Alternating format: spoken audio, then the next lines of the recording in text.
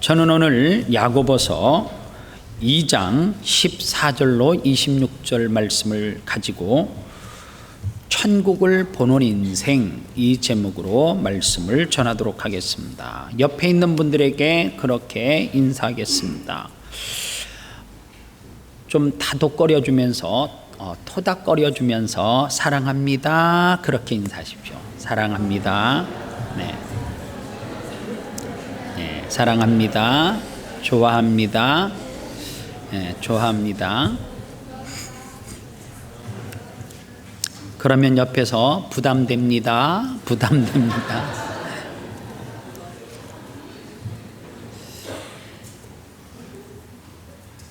오늘 사실 성경 말씀은 이 본문 말씀을 제가 뭐라고 감히 토를 달 내용이 없어요. 왜냐하면 읽으면 다 알 수 있는 내용이기 때문에 그렇습니다. 우리나라 종교학계의 원로이신 정진홍 교수님이라는 분이 있습니다. 이 종교학자로서 그가 고뇌를 한마디로 이렇게 표현을 했습니다. 종교를 공부하는 길은 저에게 천형이다, 이렇게 말했습니다. 천형이라고 하는 말이 뭐냐 하면 하늘이 내리는 형벌이다, 그 말입니다. 인터뷰를 기자가 찾아가서 그렇게 했습니다. 교수님, 그러면 하늘이 내리는 형벌과 같은 왜 종교학을 교수님은 공부를 하고 분석을 했습니까? 그렇게 물었어요. 그랬더니 이분이 하시는 말씀이, 종교라고 하는 것은 그냥 나 자신을 봉헌하면 되는 거다. 종교라고 하는 것은 나 자신을 하나님 앞에 봉헌하면 되는 거다, 그렇게 말하면서 자기가 이 종교학을 공부할 수밖에 없었던 사연을, 이야기를 풀어내기를 시작했습니다. 이분이 어렸을 때에 아마도 유교가 끝나고 고아원에서 살았던 것 같아요. 그런데 그 고아원에 살면서 너무너무 상처를 많이 받은 거예요. 그래서 아마도 그 고아원이 종교인이 운영하는 어떤 그런 고아 시설이었던 것 같아요. 그런데 그분이 너무너무 상처를 받고 난 다음에 무슨 생각을 했냐면, 종교는 참 좋은데 왜 종교인과 제도는 이렇게 나쁜가? 기독교라고 하는 종교는 너무너무 좋은데 그 안에 있는 종교인과 그 제도는 왜 그렇게 나쁜가? 아마도 가슴에 너무너무 응어리지는 상처가 있었기 때문에 그래서 내가 종교학을 분석하고 연구하는 그러한 사람이 될 수밖에 없었다, 그런 이야기를 했습니다. 참 한편으로 가슴 아픈 이야기예요. 종교는 참 좋아요. 세상에 기독교만 있는 것은 아니에요. 불교가 어떻게 나쁘다라고 말할 수 있어요. 좋아요.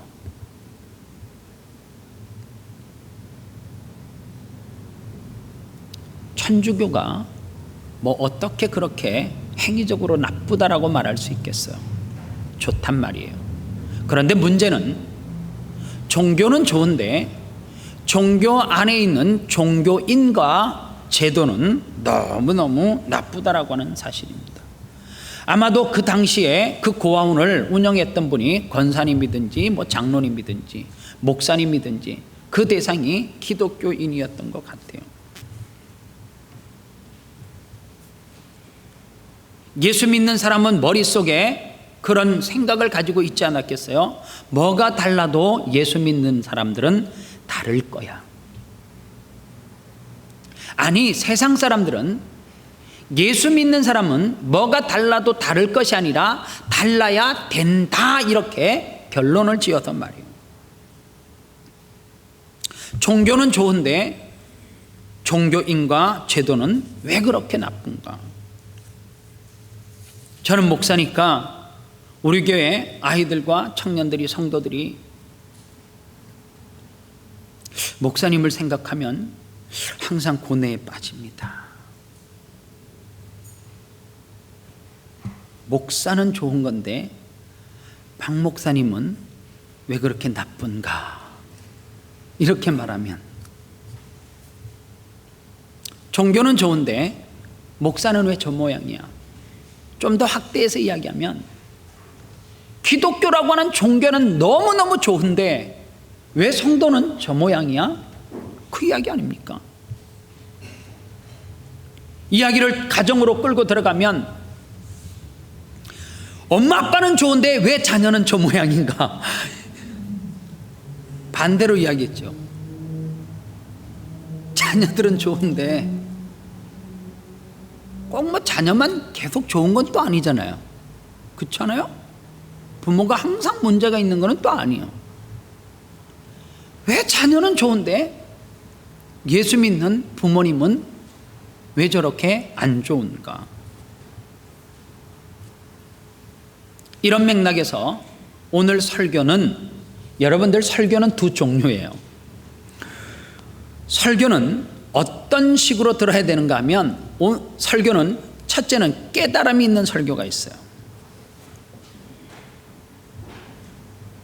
이 말씀을 요모조모 따지워 가지고, 그리고 이 말씀을 영적으로 이렇게 적용을 시키고, 그래서 그러다 보니까 막 간증이 있어서 막 가슴이 찌릿찌릿한 감동이 있는 설교가 있는 반면, 오늘 설교는 감동 제로예요. 오늘 목사님 설교에 감동이 없으니까 설교 내용 아니다. 아니에요. 내가 대놓고 오늘 설교는 어떻게 들으셔야 된다고요?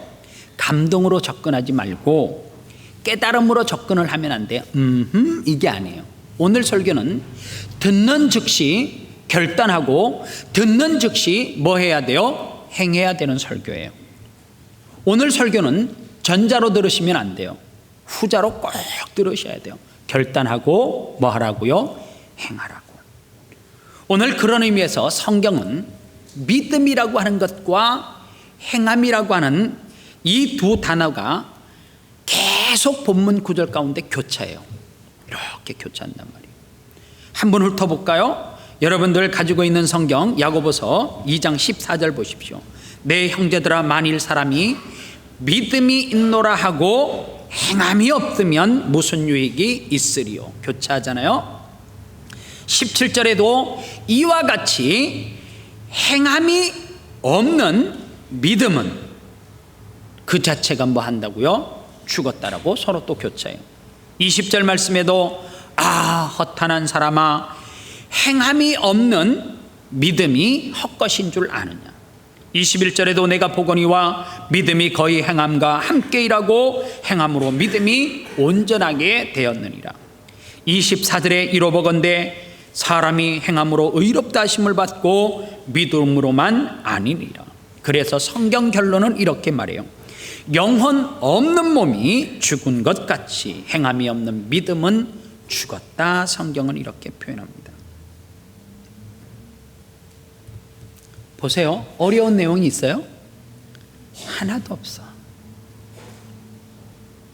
이해 안 되는 구절이 있으면 말해보세요. 요모조모로 제가 분석해 드릴게요. 다 이해돼요. 그런데 문제는 뭐냐면, 오늘 이 본문을 말씀을 읽는 순간에 여러분들은 선입견을 가졌을지도 몰라요. 목사님이 행함으로 우리를 때려 잡으려고 하는구나, 그렇게 이야기해요. 절대요. 야고보서 이 말씀은 그렇게 보시면 안 돼요. 이게 방송에 나가도 되나 모르겠어요. 야고보서에 치중되어 있는 교회는 구세군이에요. 너무 행함을 강조해요.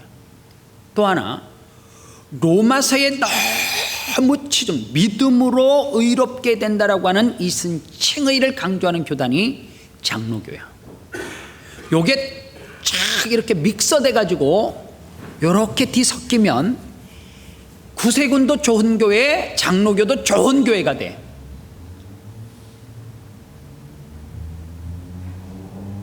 오늘 이 말씀을 야고보서 자체만 가지고 생각을 하면 문제가 될 수 있어요. 이 말씀을 이해하기 위해서는 무슨 말씀과 섞어야 된다고요? 로마서, 에베소서, 갈라디아서 말씀을 가지고 섞어야 돼요. 반대로 로마서 말씀만 너무 치중하면 안 돼. 이번 주에 어느 전도사님과 함께 교제를 하는 가운데 그런 이야기를 해요. 너무 성경 공부만 하는 것도 문제가 있다는 거예요. 한 3주 성경 공부하면 한 주는 그 말씀을 가지고 현장에 나가서 적용하고 행하고 살아야 되는데, 이게 이제 장로교의 문제인 거죠. 드립다 성경을 죽게 살기로 보는 거예요. 성경 공부를 죽게 살기로 해요. 그리고 뭐가 없어요? 야고보서가 없어. 행함이 없어. 또 반대로 죽게 살기로 행하기만 해. 근데 뭐가 없어요? 믿음의 뿌리가 없어. 이게 왜 문제가 되느냐 하면, 여러분들 성경을 잘 보세요. 영혼 없는 몸이 죽었다 그러잖아요. 그러면 우리에게 뭐가 있다고요? 영과 혼이 있다라고 하는 말씀 아닙니까? 영과 혼은 어디에서 적용돼요? 천국에서. 자, 안 믿는 사람도 구제할 수 있어요. 아니, 안 믿는 사람이 도네이션 더 잘해. 기독교인들은 잘 안 해. 그런데 이 사람이 하는 구제는, 도네이션은 뭐예요? 뭐의 토대가 없어요. 즉 영혼, 믿음의 토대가 없는 거예요. 그냥 선한 행위일 뿐이야. 그런데 믿음의 사람은 뭐예요? 내가 천국이 있는 것을 믿기 때문에 믿음의 토대 위에서 뭐 하는 거예요? 행하는 거. 그래서 세상 사람들이 하는 것과 우리가 하는 이 행위들은 뭐가 틀려요? 출발 자체가 틀리다라고 하는 사실을 좀 알아야 돼요. 오늘 그런 의미에서 우리 교회 성도들은 뭐가 중요하냐면 균형이 정말 중요해요. 제가 우리 교회 성도들에게 늘 요구하는 게 그거잖아요. 균형이 있어야 된다고. 믿음만 너무 강조해도 안 돼요. 행함만 너무 강조해도 안 돼. 이것이 어떻게 해요? 믹스돼야 돼. 조화를 이루어야 된다. 그래서요, 로마서를 위시한 바울 서신은 사람이 하나님 앞에 어떻게 의롭게 되는가를 칭의의 원인을 말하고 있다라고 하면, 이 야고보서는 의롭게 된 사람이 어떻게 살아가야 되는지 칭의에 대한 결과를 이야기하는 거예요. 믿음이 있어요. 그러면 뭐가 없으면, 행함이 없으면 뭐가 없는 거예요? 의롭게 된 사람의 결과물이 없는 거예요. 그러면 뭐예요? 이 믿음은 죽은 믿음이라는 거예요. 의롭게 된 믿음의 결과는 뭘로 나타나야 돼요? 행함으로 반드시 믿음이 있으면 행함의 열매를 가져오게 되어져 있습니다. 마태복음 7장 20절에 이런 말씀이 있어요. 그러므로 그들은 뭐로 안다고요? 열매로 그들을 안대. 즉 이 말은 뭐예요? 야고보서 1장 22절 말씀에 나와 있는 내용하고 너무 같아요. 너희는 말씀을 행하는 자가 되고 듣기만 하여 자신을 속이는 자가 되지 말라 그러잖아요. 스스로 속고 있는 거, 스스로 자기를 속이는 거예요. 난 믿음이 있어요. 내가 이래봬도 모태신앙인데, 내가 이래봬도 어느 교회 출신인데, 어느 교단 출신인데, 교단이 여러분들의 믿음을 강하게 하진 않아요. 뭐 고신측에 나왔다고 보수가 아니야. 이게 무슨 순복음을 나왔다고 이게 뭐 가볍고 뛰는 게 아니란 말이에요. 믿음이라고 하는 것은 내가 어떤 출신이 중요한 게 아니에요. 내가 믿음이 있는데 말씀을 행하는 자가 되지 아니하면 스스로 자기를 뭐 하는 거예요? 속이는 거예요. 그러니까 그리스도인들 가운데 삶의 행위가 나타나지 않는 것은 스스로 뭐 하는 거예요? 자기를 속이고 있는 거예요. 그래서 마태복음 7장 21절에서 이렇게 말해요. 나더러 주여 주여 하는 자마다 다 천국에 들어가는 것이 아니요 다만 하늘에 계신 내 아버지 뜻대로 행하는 자라야 한다는 거예요. 아버지의 뜻대로 행하는 게 뭐예요? 믿음 이꼴 뭐예요? 행위. 오늘 그런 면에서 보면 교회는 좋아요. 어느 교회가 나쁘단 말이에요. 아름다운 교회가 나빠요? 교회는 좋아요. 문제는 뭐예요? 그 교회 안에 구성원, 공동체 안에서 구성원들 누가 나쁜 거예요? 아름다운 교회 성도가 나쁘지 교회는 나쁘잖아요. 교회 이름 나쁜 교회 봤어요? 혹시 이런 교회 이름 봤어요? 더러운 교회? 없잖아요. 지저분한 교회? 교회 이름은 다 거룩하게 지어요. 교회 이름을 누가 나쁘게 지어요? 그런데 이런 교회는 또 잘 못 봤어요. 정직한 교회. 우리 교회 이름을 개명하면 내가 정직한 교회로 추천하고 싶어요. 중요한 이야기 사실은. 세상이 교회가 나쁘다 그래요. 교회가 나쁜 게 아니에요. 종교는 좋은데 종교인과 제도가 나쁜 거예요. 그 종교인이 누구예요? 목사 나지. 누구예요? 성도 아닙니까? 결과적으로 보면 하나님이 왜 나빠요? 예수 그리스도가 왜 나빠요? 예수 그리스도를 믿는 제자인 누가 나쁜 거예요? 우리가 나쁜 거지. 그래서요, 저는 오늘 이 말씀을 가지고 신앙생활하는 저와 여러분들이 왜 우리가 행함이 동반되어지는 믿음을 가져야 되는가를 두 가지만 생각을 하겠습니다. 첫 번째로 행함이 동반되는 믿음, 이 믿음에는 뭐가 나타나느냐? 능력이 나타납니다.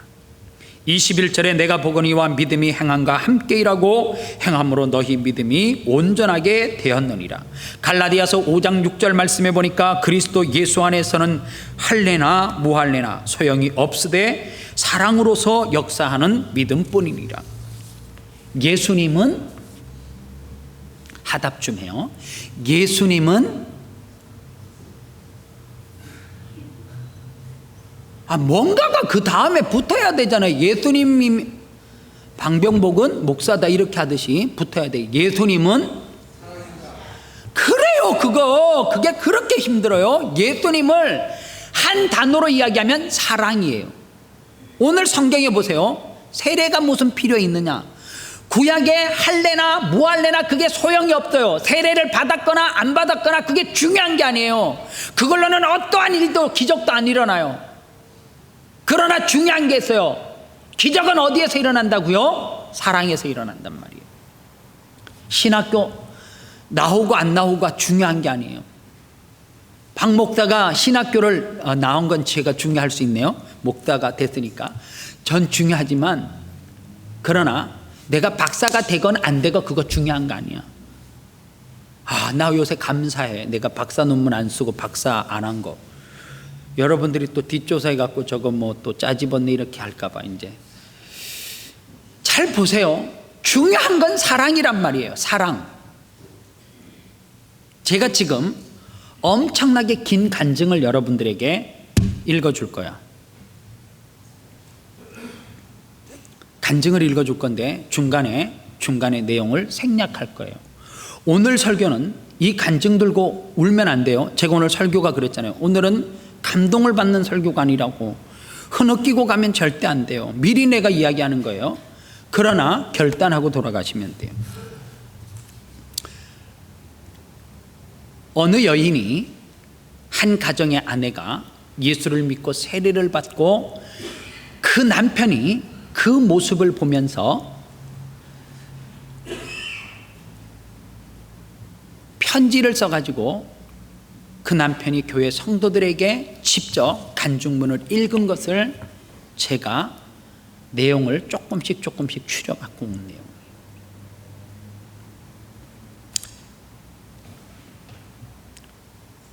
결혼 후 4년간 아내는 시골에서 시할머니와 시부모님을 모시고 있었습니다. 저는 학교를 다 마치지 못해서 서울에서 학교를 다녀야 했었고, 아내는 홀로 떨어져 농사를 지으면서 시어른 뒷바라지를 했습니다. 누이가 버리고 간 조카도 물론 돌봐야 했습니다. 생전해보지도 않았던 농사일을 하면서 아내는 잘도 견디었습니다. 103살에 돌아가신 제 할머니도 지극정성으로 봉양을 해서 집안을 평안으로 이끌고 헌신을 했습니다. 그리고 한쪽 수족을 사용하지 못한 어머니도 있는 힘을 다해 봉양을 해서 하늘에서 내려온 천사라는 칭찬을 들었습니다. 부모님을 모시고 와서는 더 많은 고생을 했습니다. 등창이 심하게 나서 냄새로 역겨운 어머니를 조금도 마다하지 않고 간호를 했습니다. 간병인을 드리거나 요양병원에 입원시키자는 저의 뜻을 마다하고 오직 어머니를 위해서 간병에 최선을 다했습니다. 본인의 생활은 접어두고 아침부터 저녁까지 병이 생길 정도로 헌신했습니다. 그런데 그 상황에서 항상 웃었습니다. 심지어는 등창의 고름을 입으로 빨아내면서도 특유의 미소를 잃지 않고 짜증 한 번 내지 않았습니다. 중간에 내용 생략하겠습니다. 그렇게 어머니께서 돌아가시고 아버지를 모시고 있으면서 더 큰 어려움이 찾아왔습니다. 아버지에게 치매가 와서 더욱 힘들었습니다. 치매는 참으로 사람을 힘들게 하는 병이었습니다. 그러나 이번에도 집사람은 헌신적으로 매달렸습니다. 치매로 밤낮이 바뀌었을 때 저녁마다 집사람은 자장가를 불러서 재웠습니다. 흡시 아이들을 재우는 것처럼 자장가를 불러 아버지를 재웠습니다. 어떨 때는 새벽에 울음소리가 들려서 문을 열어보면 집사람이 아버지의 손을 잡고 눈물로 기도하고 있었습니다. 하나님, 저의 아버님을 1년만 더 살게 해주세요. 애 아버지와 고향에다가 집을 짓고 나머지 식구를 불러 모을 겁니다. 그럴 수 있게 1년만 더 시간을 주세요. 살 수 있도록 해주세요. 하나님 간구합니다. 저의 아버님을 저희 곁에 조금만 더 머물 수 있게 해주세요. 기도 소리와 울음소리를 열어진 문틈으로 보면서 저는 제 아내가 아닌 천사의 모습을 보았습니다. 이렇게 지극정성으로 치매 걸린 그 시아버님을 섬겼는데 이제 시아버님이 임종하시는 날, 그날 이제 치매로 정신이 혼미한 상태에 아버지가 갑자기 맨정신으로 돌아와가지고 그 며느리에게 유언처럼 이런 말씀을 주셨습니다. 집사람 손을 잡고 아버지께서 고맙다 며느라. 덕분에 참으로 잘 살다가 간다. 네가 촌도로 내려와서 내 엄마를 잘 모셔주어서 너무나 고맙고 병든 내 아내를 잘 관호해 주어서 너무나 고맙고 나를 이렇게 잘 돌봐주어서 이제 나는 죽어도 여한이 없다. 참으로 내가 고맙다. 내 아내의 손을 잡고 유언 아닌 유언을 하셨습니다. 그런데 그날 아버지가 돌아가시던 그날 그분이 피력한 글에 부인할 수 없는 영적인 체험, 하나님이 없이는 설명할 수 없는 일들이 아버지에게 일어나는 것을 이분이 목도하고 남편이 하나님 앞으로 돌아오게 돼요. 이분이 그렇게 하나님 앞으로 하나님을 향한 분노와 울분이 다 사라지고 하나님 앞에 머리를 숙이고 돌아와서 그 다음에 깨달은 것이 뭐냐? 지금부터 진짜 내용이에요. 이 남편이 이제 교회로 돌아와서 성경을 읽으면서 대목마다 제 아내의 삶을 보게 됩니다. 이제야 지금까지의 아내의 궁금증이 풀렸습니다. 내 아내가 성경대로 살았구나. 나에 대한 내조도, 부모님에 대한 헌신도, 아이들에 대한 알뜰한 정성도, 이웃들에 대한 베품도, 아버지께서 돌아가시기 전 고맙다고 주고 가신 작은 유산을 타국의 아이들을 위한 학교에 개척할 수 있었던 일도 다 하나님의 말씀대로 행했구나. 기적이 하나님이었구나. 기적의 출발이 말씀이었구나. 새벽마다 성경을 읽고 기도하는 것이 이 때문이었구나. 나를 환하게 해주셨던 미소도, 그 담담함도 다 하나님의 말씀이었구나. 이분이 깨달은 게 이게 먼저 믿는 우리가 보여주어야 될 모습이 아닌가 싶어.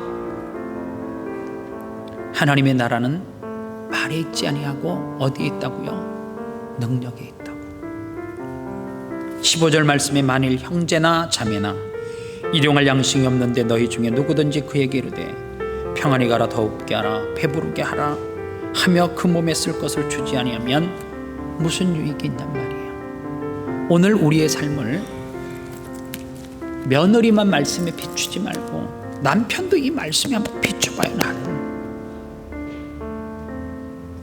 젊은이들도 내 삶이 지금 이 말씀을 백날 읽으면 뭐해요? 믿음이 있다 하면 뭐해? 창세기 말씀을 잘하고 요한계시록까지 이 말씀의 내용을 알아서 성경 퀴즈 때 답을 하면 뭐 할 거고, 나 믿음이 있다라고 하면 뭐 할 거냔 말이에요. 한나 소설책 하는 거와 뭐가 달라? 남편이 왜 변화됐대요? 예수를 믿고 보니까, 그래서 성경을 읽어보니까 아내가 능력이 아니라 이 아내는 성경을 읽고 성경 말씀대로 사는 거예요. 예수님은 좋아요. 예수님의 말씀도 좋아요. 문제는 뭔 줄 아세요? 읽고 내 삶 가운데 아는 것을 믿음이라 착각하고 행하지 않으니까 종교인과 제도는 나쁜 거예요.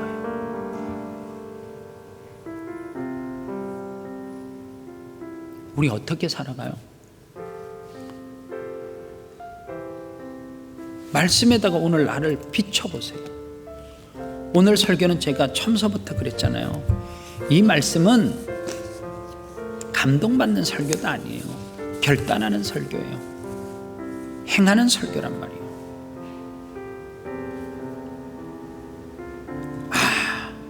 내 아내의 삶이 성경 말씀 그대로의 삶이었구나. 그래서 남편이 돌아오고, 그래서 누가요? 가족과 친지가 돌아오고. 그만 쳐도 돼요. 다음 주에 우리 노방전도 나갈 거잖아.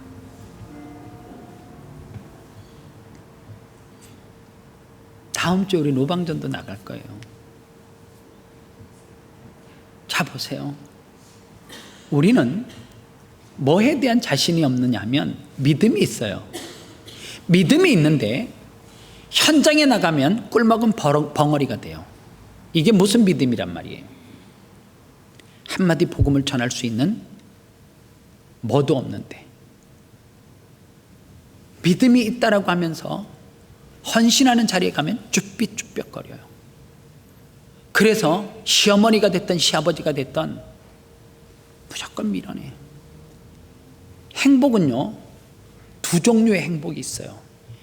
하나님이 원하시는 행복, 세상이 추구하는 행복, 하나님이 추구하는 행복, 이게 있어요. 세상이 추구하는 행복은 뭐예요? 가지면 다 행복하다는 거예요. 하나님이 추구하는 행복은 뭔 줄 아세요? 차갑게 하라, 더럽게 하라, 배부르게 하라. 말만 하는 것이 하나님이 추구하는 행복 아니에요. 하나님이 추구하는 행복은 뭐예요? 빵이 필요한 자에게 빵을 나누어 주는 것이 행복이다, 그 말이에요. 오늘 왜 이민 오셨어요? 부모님들이 항상 그러잖아요. 내가 이민 온 이유는, 내가 이 땅에서 이렇게 사는 이유는 네 놈 때문에 그렇게 이민을 왔다. 네 놈이 뭘 하기를 원하는 거예요. 네 놈이 의사 되기를 원해요? 훌륭한 사람이 되기를 원해요?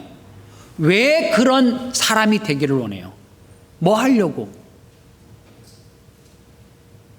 시큰 잘 먹고 잘 살라고? 그래서 자랑하려고? 우리 아들이 차 사줬다, 우리 아들이 집 사줬다, 우리 아들이 이렇게 세계적으로 유명해졌다, 그거 자랑하려고? 그게 보상이에요?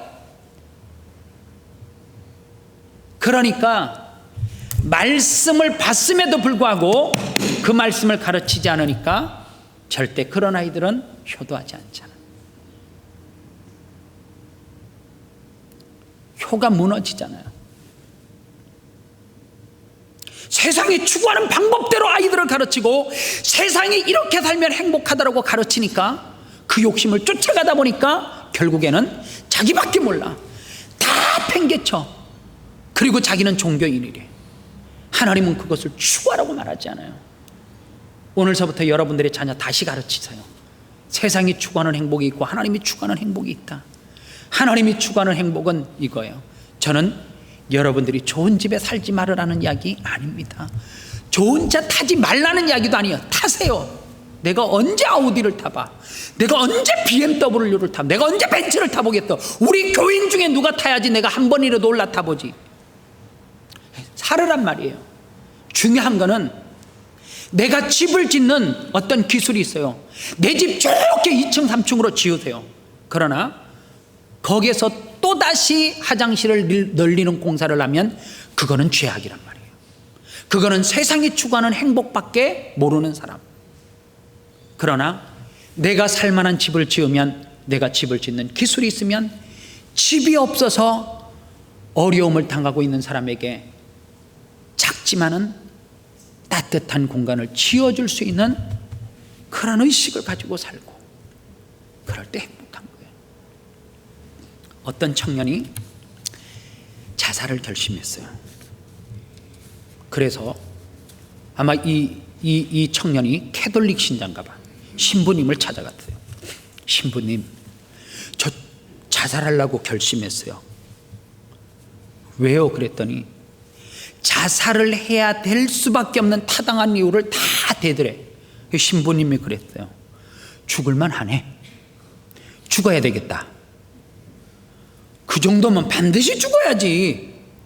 나도 그 정도 되면 죽겠다. 야, 언제 죽을 건데? 이러니까 3일 지나고 죽으려고 그래.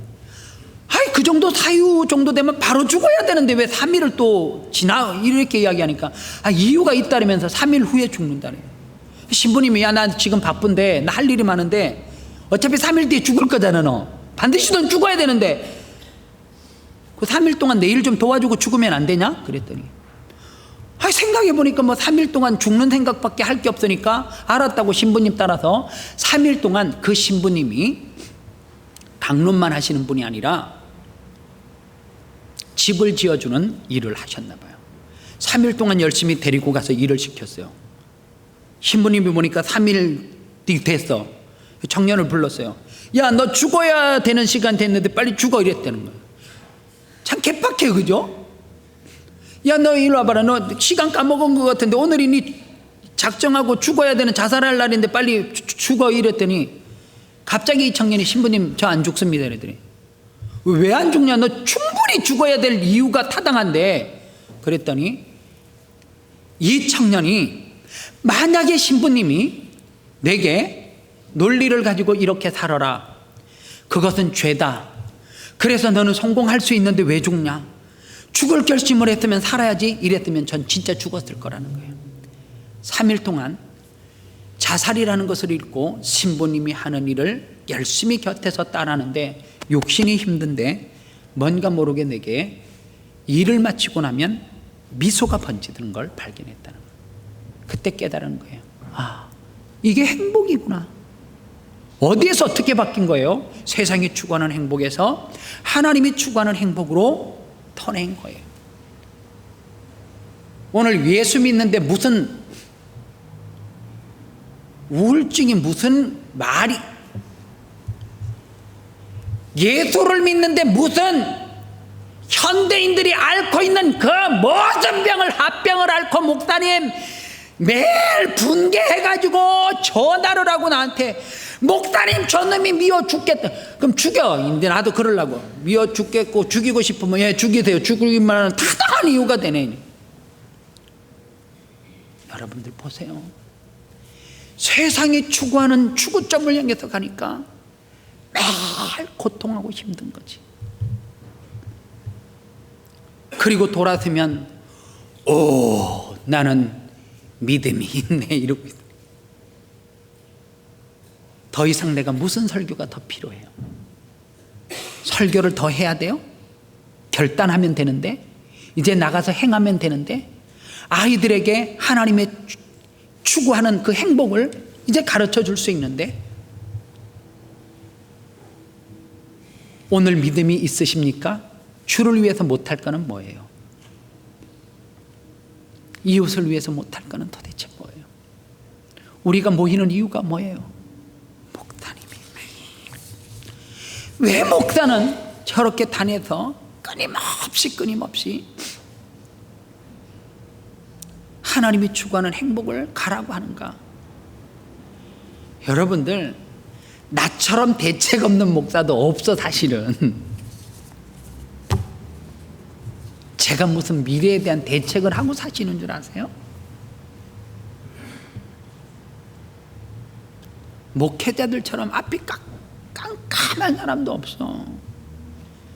여러분들은 다 뒤로 뭐 집도 사놓고 뭐 대출 갖고 하니나, 난 그거 10% 늘 돈도 없다니까. 집 살 생각도 안 하고 아무것도 없어. 근데 나 봐요. 내가 불행해?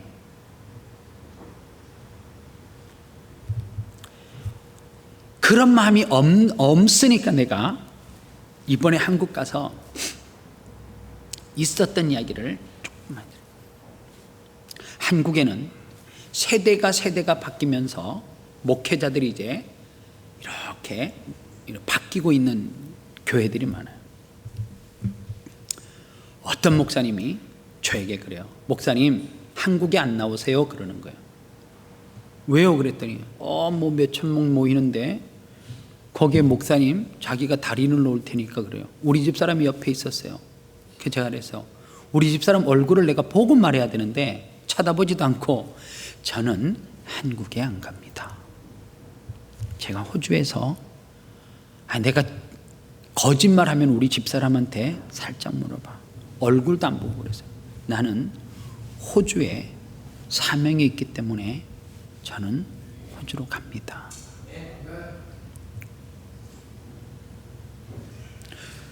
반대로 한국에 사명이 있으면 난 또 글로 갑니다.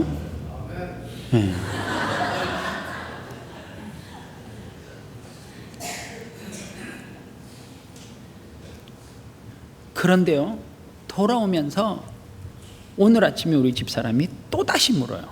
당신은 호주로 돌아와서 좋냐고. 제가 이렇게 말해서 행복하다 그랬어요.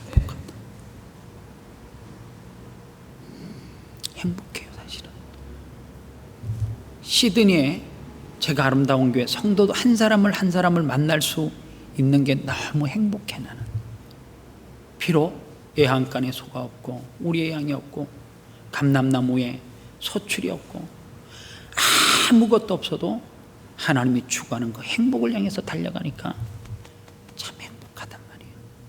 참 행복해요.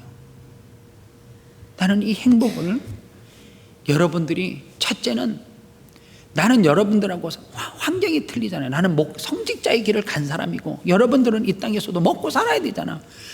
실컷 저축해요. 계산을 해봐. 이제 한 20년 살 것 같으면 하루에 한 100불씩만 쓰면 되지 않을까? 모자라나? 한 200불 쓴다고 해. 그냥 계산을. 그리고 한 20년 60대면 한 30년 산다 해. 그냥 넉넉 잡아서. 병원비 계산하지 마요. 나도 그래도 호주 살아 좀 아니까. 병원 공짜인 거 다 아니까 또 쓸데없이 병원비 띄놓거나 이래 하지 말고 대충 계산해서 좀 남잖아. 내가 앞으로 벌 수도 있고 좀 남잖아. 그러면 이제 나눠. 제발. 이 결단을 내가 여러분들에게 강력하게 촉구하는 바입니다. 응변했어요 지금. 그렇게 사시기를 주님의 이름으로 축원합니다. 기도하겠습니다. 하나님, 오늘 이 말씀은